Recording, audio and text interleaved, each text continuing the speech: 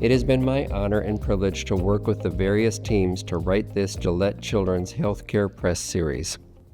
The series started with Lily Collison writing the first book, Spastic Hemiplegia, Bilateral Cerebral Palsy. Lily has lived experience as the parent of her son born with cerebral palsy. I first met Lily in this capacity. Her level of knowledge about her son's condition was clear to me from the outset. She had gone to great lengths to educate herself so that she could advocate for her son and her family. She convinced me several years ago about the need for a book about CP for those with lived experience. For decades, Gillette has had a commitment to worldwide education. In partnership with Gillette Children's, she shared her journey and knowledge. The publication of that book in 2020 launched Gillette Children's Healthcare Press. Gillette Children's became one of the first children's hospitals in the world with its own publishing arm. Lily's background in medical science and her passion positioned her to lead this effort. The first book received very positive reviews not only from families and individuals with the condition, but also professionals from diverse backgrounds worldwide. We received feedback that there was need for other books relevant to other conditions.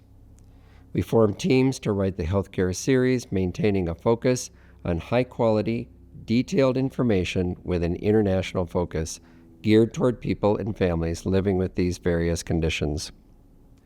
Families and professionals working well together is key to best management of any condition. These books underscore the importance of that family and professional partnership. Spastic hemiplegia is a very common subtype of cerebral palsy, and cerebral palsy itself is the most common cause of childhood-onset physical disability. An estimated 17 million people worldwide have cerebral palsy. Spastic hemiplegia is also known as unilateral spastic cerebral palsy, or simply unilateral CP. Spastic hemiplegia affects the upper and lower limbs of one side of the body, either the left or the right side. The upper limb is usually more affected than the lower limb. This practical guide addresses spastic hemiplegia across the lifespan. Evidence-based best practice treatments are explained as well. It also includes the lived experiences of people and families living with hemiplegic cerebral palsy. Children with hemiplegia have a high level of gross motor function. Almost all are functioning at GMFCS levels 1 and 2, which is why the focus of this book is on those two levels. Children with hemiplegia, however, have more problems with fine motor control. Problems with fine motor control in individuals with hemiplegia mean that functional everyday tasks are more difficult to perform, such as dressing, for example buttoning a shirt or zipping a jacket, toileting, feeding, for example holding silverware or cutting food, carrying a tray, getting soap from a dispenser, turning the pages of a book, and typing, a very important skill as technology advances. Many of these tasks involve grasp, pinch and release. Ali was born prematurely in Limerick, Ireland in May 2011 at 25 weeks gestation and weighed 2 pounds. The early birth was due to cervical insufficiency and a premature rupture of my membranes with consequent loss of amniotic fluid. I had been in hospital for 5 days prior to delivery, and because I developed an infection, I had an emergency caesarean section. Following delivery, it was nearly 24 hours before I got to meet Ali in her tiny red hat, in an incubator with lots of tubes and machines attached to her. I just could not believe that any baby could be so small. She literally was the size of a soda can with tiny arms and legs. Ali was intubated with full life support, and the clear message we got from the doctors and nurses was how critical the next 24 hours would be. The risk of brain bleeds, breathing issues and infection was significant, and this would really determine whether Ali would survive. At the time, this did not mean a lot to me. I did not research or delve into the implications or what it would mean in the future. Instead, I wanted to focus on what I could do to help Ali there and then.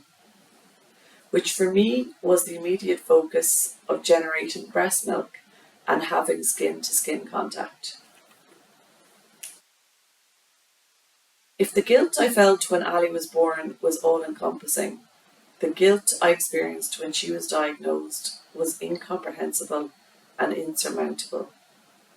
I know that balanced people will insist on the uselessness in dwelling on such issues, and there is no doubt they are right. This is, of course, much more challenging when you are immersed in the situation and feeling so out of control and alone. My advice is to acknowledge the feeling of crushing guilt. Admit it is present and let it pass through you. The challenge is in moving forward and not staying in inertia. At the Cerebral Palsy Foundation, we know that knowledge has the power to change lives, and that's why we are so proud to have supported the Gillette Children's Healthcare Book Series. We believe that these books are more than guides. They are actually the lifelines for parents and adults with cerebral palsy and for the professionals who care for them. What makes them so unique is how they combine expert knowledge with the lived experiences of people with cerebral palsy and their families. They offer clarity for parents, empowerment for adults, and practical insight for professionals to improve care. This series really does fill a long-standing gap by addressing the real needs of the cerebral palsy community, and we are so honoured to have played a part in creating a resource that will inspire and empower so many lives.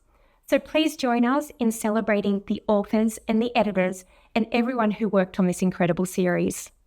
For this series, I worked with the authors and other editors to ensure that the books explain the complexities of the conditions and their management. The latter combines best available evidence from international research, along with clinical expertise of our providers. The books also include the lived experience. Having this grounding in the best available evidence and the family perspective on these complex conditions will ultimately help families and healthcare professionals make the most informed care choices. Gillette Children's Healthcare Press furthers Gillette's vision to create a world in which every child is able to create their own story. These books will serve as a resource to provide information about these conditions and assist families as they look to the future. Not only will patients and families benefit, but we know based on prior publications that other healthcare providers and professionals around the world who work with individuals with complex medical conditions will use these books to further their own knowledge and better serve these patient populations. Gillette strives to build a better world, and I'm incredibly proud to see the publication of this book series do exactly that, furthering Gillette's global advocacy work.